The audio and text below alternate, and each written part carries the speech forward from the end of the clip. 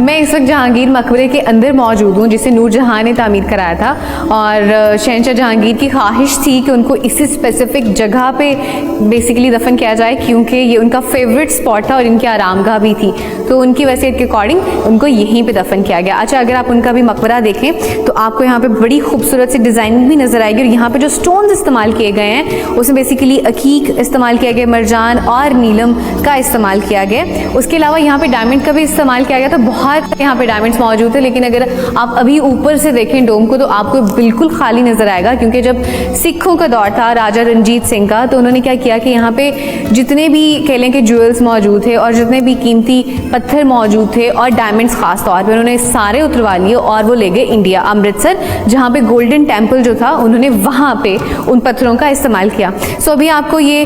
जो है वो मज़ार आपको नज़र आ रहा होगा, और आप देख भी सकते हैं कि इस पर बेसिकली अल्लाह ताला के सिफाती नाम जो हैं 99 सिफाती नाम अस्मा हुस्ना वो भी यहाँ पे लिखे हुए हैं। अगर आप इसके आर्किटेक्चर की बात करें तो यहाँ पे आपको मुगल स्टाइल मिलेगा, which is specifically influenced by the Persian style. और अगर आप इनका आर्किटेक्चर देखें तो क्लियरली आपको एक सिमेट्री नजर आएगी, और जो अंदर का स्ट्रक्चर बना हुआ है यहाँ पे आपको ऑक्टाहेड्रल स्ट्रक्चर जो है वो नजर आएगा, और डोम जो है वो ऊपर आपको बना नजर आएगा। अच्छा, इनसाइड आपको डोम नजर आता है, लेकिन अगर आप बाहर देखें तो बाहर आपको डोम नजर नहीं आएगा। बेसिकली इसके 4 मीनार हैं जो कि 100 फीट के हैं, और उसमें आपको 5 मंजिलें मिलती हैं और तकरीबन 60 सीढ़ियाँ हैं जो चढ़ के आप ऊपर जाते हैं। और यहाँ पे बेसिकली इस डोम का डिफरेंस है कि रेगुलर अगर आप बाकी टॉम्स देखें तो वहाँ पे आपको बाकायदा तौर पे एक डोम नजर आएगा, जो कि आपको यहाँ पे जहांगीर के मकबरे पे नहीं मिलेगा।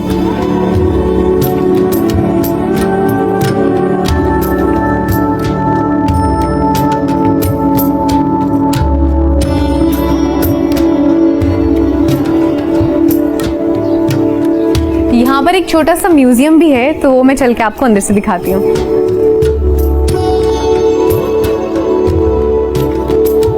ये जो म्यूजियम है यहाँ पे कॉन्वर्सेशन से पहले और बाद का जो काम है वो डिस्प्ले किया गया। बेसिकली पहले जो ये जितनी भी जगह इस तरह से नहीं थी, थोड़ा सा जो है वो खस्ता हाल में थी, तो यहाँ पे गवर्नमेंट ने प्रॉपर्ली काम किया है और इसको जिस तरह से ओरिजिनली मौजूद थी उस तरह से इनको बेहतर जो उनकी हालत है उसमें लेकर आए हैं। आप करीब से भी देख सकते हैं बेसिकली जिस तरह से ये एक है, ये बिफोर कंजर्वेशन आप पिक्चर देख सकते हैं, और उसके बाद फिर आप आफ्टर कंजर्वेशन पिक्चर देख सकते हैं कि दोनों में कितना डिफरेंस है। ये ड्यूरिंग कंजर्वेशन इस तरह काम हो रहा है, इसी तरह से जैसे यहाँ पे जहांगीर स्टॉम जो है उस पर किस तरह से काम हुआ है वो यहाँ पर डिस्प्ले किया गया है। फिर उसके आगे जो है अगर हम थोड़ा सा आगे चल के देखें तो यहाँ पे आप देख सकते हैं कि अकबरी सराय जो कि मैंने आपको पीछे दिखाया भी है कि उसको किस तरह से इन्होंने मैनेज करके बिल्कुल सही जो उसकी हालत है उसमें लेकर आए हैं। यहाँ पे आप देख सकते हैं संगे बदल जो है उसका काम किस तरह से हुआ है। पहले उसकी जो सिचुएशन थी ना इस तरह से, आप देखिए कहीं पे आपको टायर्स या उस तरह से नजर नहीं आएंगे, लेकिन यहाँ पे ये जो है इधर काम हो रहा है, यहाँ पे उन्होंने डिस्प्ले किया कि किस तरह से जब काम हो गया था तब किस तरह से दिख रहे थे। और इसी तरह से अगर हम यहाँ पे रेड सैंडस्टोन की बात करें तो रेड सैंडस्टोन का देखिए किस तरह से उन्होंने